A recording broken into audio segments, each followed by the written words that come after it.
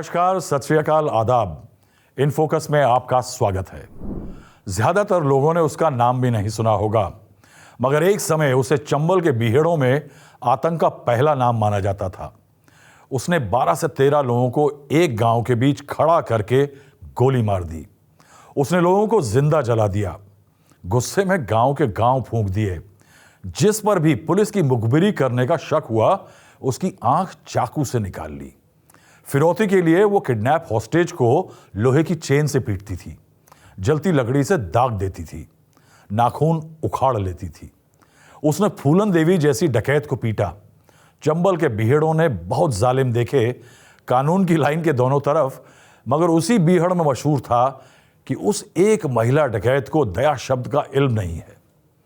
पिछले 41 साल से उसके शिकार इंसाफ ढूंढ रहे हैं, मगर चंबल इलाके के आगे कभी उसके नाम का बहुत ज़्यादा शोर नहीं हुआ। और पिछले शनिवार जब ट्यूबरकुलोसिस यानी टीबी ने उसे शिकार बनाया तो हंगामा ना हुआ, मगर उसके अंत ने उत्तर प्रदेश के एक ऐसे अध्याय को ख़त्म किया जिसके तरीके नृशंस थे। सज़ा अमानवीय होती थी, मगर उनकी जड़ में होता था अक्सर एक जाति के नाम पर बटा समाज और असंवैधानिक भेदभाव। आप जिस्ट के साथ हैं, मैं हूं राहुल श्रीवास्तव।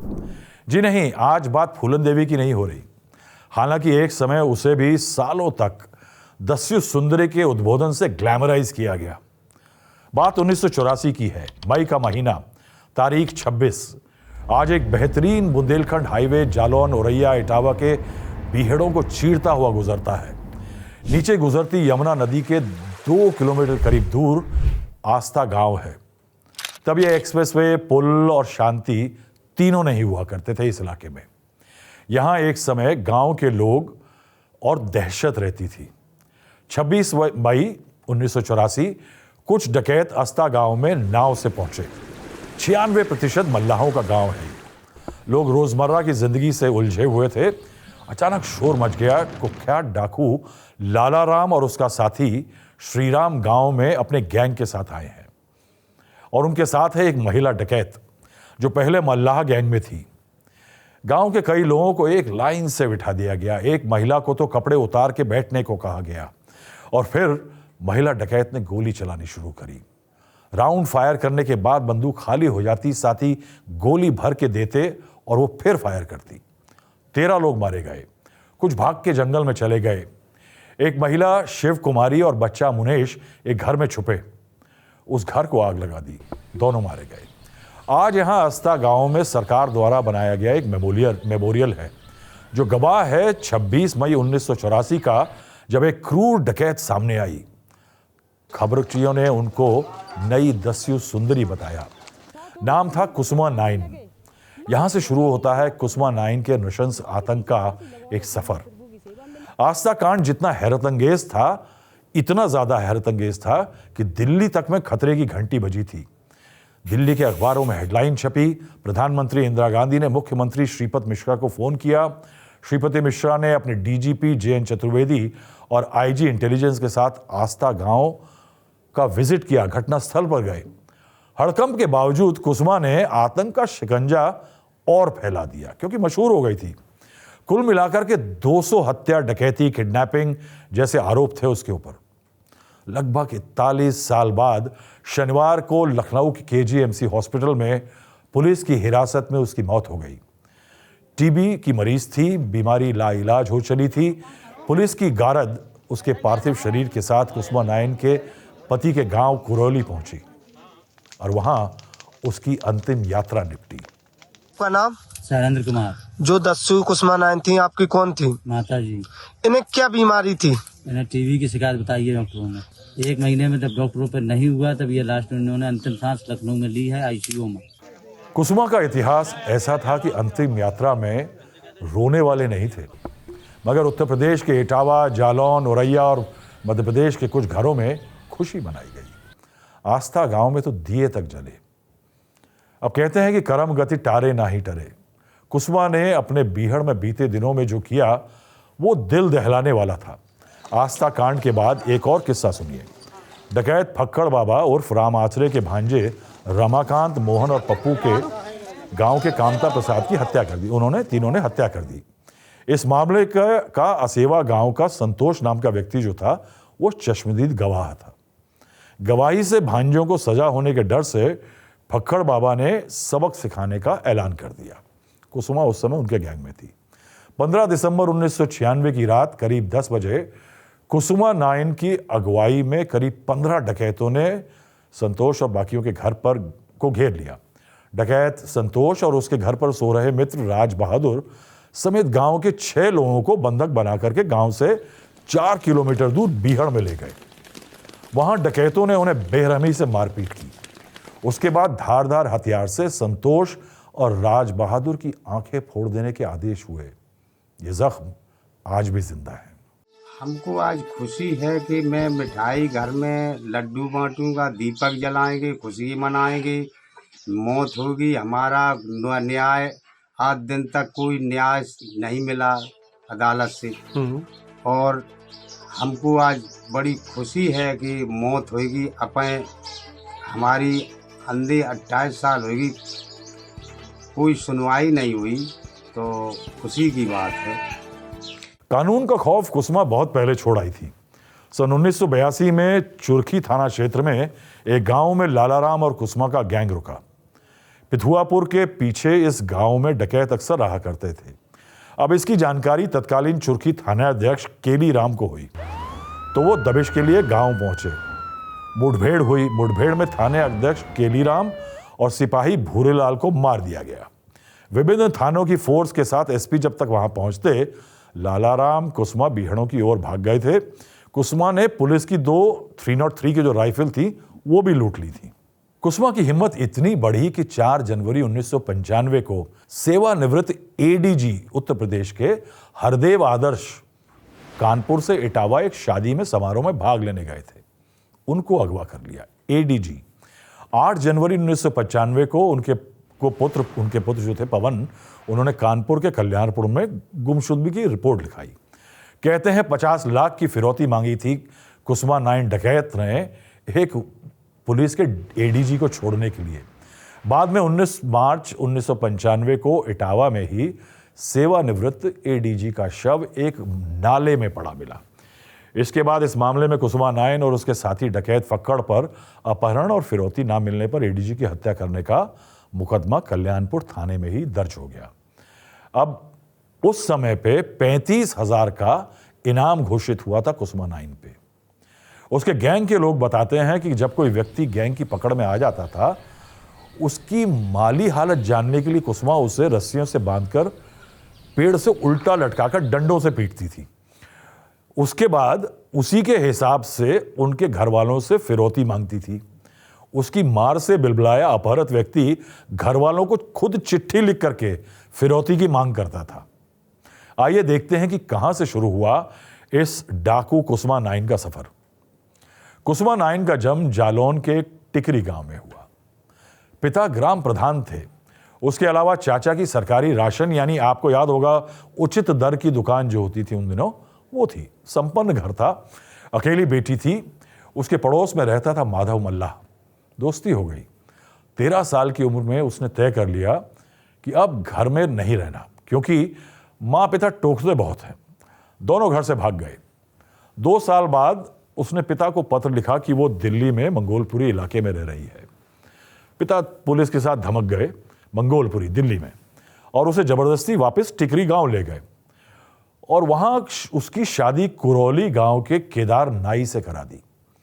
उसके पिता ने माधव को जेल भिजवा दिया। अब जेल से जब माधव निकला तो उसको कुसुमा नाइन की याद थी और जेल भेजे जाना याद था। तो उसने संपर्क साधा इलाके के मशहूर डकैत उस समय चल रहे विक्रम मल्लाह से। मल्लाह जाति का था। 1977 में विक्रम, उसकी गर्लफ्रेंड और माधव मल्लाह ने एक दिन कुसुमा को उसके ससुराल से अगवा कर लिया और वो मेंबर बन गए विक्रम मल्लाह गैंग के। अभी बीते रविवार, अभी जो गुजरा है, कुसुमा का दाह संस्कार हुआ। वहां उसका पति केदार नाई मौजूद था। वो उसे छोड़ गई, मगर वो उससे जेल में लगातार मिलने जाता रहा। वो जो अब शुरुआत में गई थी, किस गैंग के साथ गई थी? विक्रम मल्लाह। और कौन सन में गई थी आपको छोड़? 78 लास्ट बताए थे। शादी कब हुई थी आपकी? सन 76 क्या साल शादी के बाद, क्या साल बाद आपको छोड़ दिया था? पीरियड में साल के पहले दही नहीं होती और 3 साल में हुई। अब देखिए यहां से मामला इंटरेस्टिंग हो जाता है। ये विक्रम मल्लाह कौन था? एक डकैतों का सरगना था, मानते हैं। इसी बीहड़ में इसकी कहानी शुरू होती है बाबू गुजर नाम के डकैत से। कुछ साल पहले उसने गोड़ का पुरवा, एक गांव है, वहां के मल्लाह परिवार की पति द्वारा छोड़ दी गई एक लड़की को अगवा कर लिया, उसे प्रताड़ित किया। उस पर दया करके गैंग के मेंबर विक्रम मल्लाह ने, जो बाबू गुजर गैंग था, उसने बाबू गुजर की हत्या कर दी। लीडर बन गया खुद विक्रम मल्लाह। महिला जो थी जिसको किडनैप करके बाबू गुजर लाया था, वो उसकी प्रेमिका बन गई और उसका गैंग में दबदबा बढ़ गया। अब माधव के कहने पर विक्रम कुसुमा को उठा लाया और कुसुमा को उस महिला डकैत का हेल्पर बना दिया गया। अब कुसुमा ने बहुत जुल्म सहे। कुछ दिनों बाद गैंग के 2 सदस्य जेल से छूटे, पुराने थे, जेल में थे। एक का नाम था लाला राम, दूसरा श्रीराम सिंह।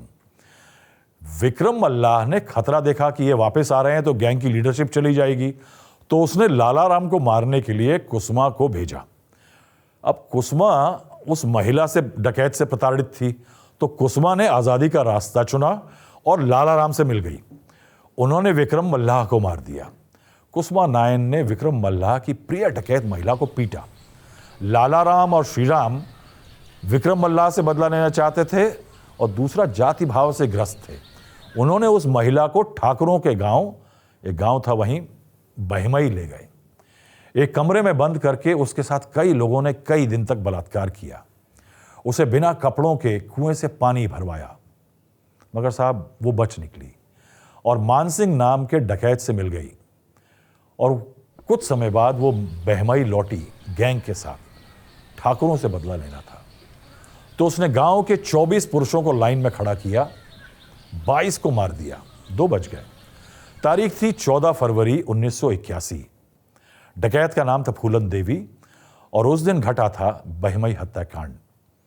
तो बहमई हत्याकांड फूलन देवी ने जो किया उसमें कुसुमा नाइन का हाथ था। अगर वो उस समय पे लाला राम को नहीं भड़काती फूलन के खिलाफ तो बात शायद कुछ और होती। अब आज भी बहमई गांव में एक स्मारक बताता है कि कौन कौन मारे गए थे फूलन देवी द्वारा, यानी बैंडिट क्वीन के द्वारा। जी हां, उस समय चंबल में 2 दस्यु सुंदरियों का आतंक और कंपटीशन चालू हुआ।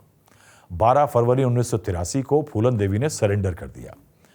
कुसुमा बदले के इंतजार में थी, उसको बदला लेना था। फूलन के सरेंडर ने रास्ता साफ किया। 1984 में आस्था नदी के पार एक गांव में 3 ठाकुर जाति के सदस्य मारे गए। लाला राम को इससे मौका मिला, जो डकैत था। उसने, कुसुमा ने वहीं पे प्रण लिया कि बदला लिया जाएगा। अब शक हुआ कि आस्था गांव से गुजरकर जो लोग आए थे हमला करने ठाकुरों पे, वो आस्था गांव से गुजर के आए थे। तो 26 मई 1984 को आस्था गांव कुसुमा पहुंची लाला राम के साथ और वहां मौत का तांडव रच दिया। एक और बदला पूरा हुआ। क्या बदला था? फूलन देवी से बदला हो चुका था कि आस्था गांव मल्लाहों यानी फूलन की जाति के लोगों का गांव था।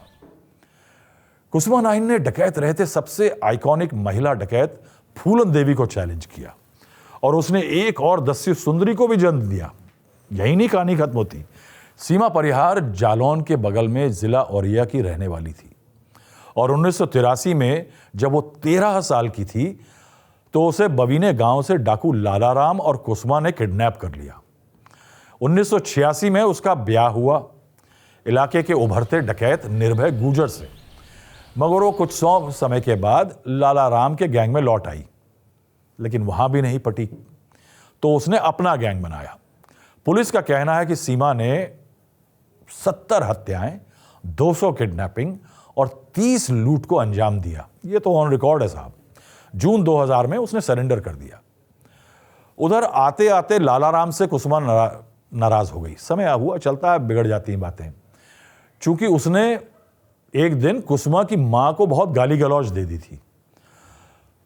उस समय पे कुसुमा के हाथ में बंदूक थी, मगर पुराने एहसान थे लाला राम के, तो उसने एहसान के चलते लाला राम को मारा नहीं, 10 साल का जो साथ था उस गैंग के साथ, उसको छोड़ के चली गई। वहां से उसने क्या किया, असली सफर उसका शुरू हुआ। उसने ज्वाइन किया फक्कड़ बाबा यानी राम आसरे का गैंग। वहां से डकैती में किडनैपिंग का धंधा बड़े स्केल पर फैला। कुल 200 क्राइम उत्तर प्रदेश में, 35 मध्य प्रदेश में कमिट किए। ये ऑन रिकॉर्ड हैं, जो कि जिनकी एफआईआर या कोई कंप्लेंट दर्ज हुई।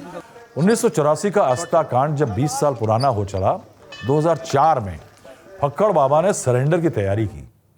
कुसुमा को याद आए मुलायम सिंह यादव। उसने भी सोचा कि सरेंडर कर दूं, अब हो गया बहुत बीहड़ में गोलीबारी दौड़ भाग। तो उसने कहा कि मुलायम सिंह यादव आए, कहा कि वो सरेंडर करेगी तब जब सिर्फ मुलायम सिंह यादव सामने होंगे। अब उसे याद ये आ गया था कि मुलायम सिंह यादव ने फूलन देवी के साथ जो किया था, उसे डकैत से सांसद का सफर तय करवाया था। अब कुछ लोग कहते हैं कि वो फूलन की तरह दस्यु सुंदरी से पिछड़े वर्ग की नेता बनकर आजाद होने की फिराक में थी। इशारे पहले मिल रहे थे, वो लोग कहते हैं। वो चुन चुन के गांव में कई लोगों के यहाँ डकैती डालती थी। जब वहां के लोग दहशत में आ जाते थे तो जिसे चाहती थी उसे प्रधान बनवाती थी। एक पीरियड आया था जब कुसुमा नाइन प्रधान बनवाती थी इलाकों में, और उसको पता चल जाता था कि कोई उसका विरोध करता है तो उसे पकड़वा कर पिटाई करके बरवा करके ठीक कर देती थी। अब हुआ यह कि जब कुसुमा नाइन सरेंडर के लिए पहुंची तो मुलायम सिंह यादव किसी कारणवश नहीं पहुंच पाए। सरेंडर हुआ, उन्हें इटावा जेल भेज दिया गया। अब 2004 से 20 साल से ऊपर का समय हो गया है, जेल में रह रही हैं तमाम केस के चलते। मगर एक हैरत की बात बताता हूं। हैरत की बात यह है कि आस्था गांव की वारदात, जिसमें 15 के करीब लोग गोलियों से भून दिए गए या जला के मार दिए गए, उसका अंजाम देने के बावजूद कुसुमा नाइन पर कोई मुकदमा नहीं चला। 1-2 लोगों पर चला था, वो सब छूट गए।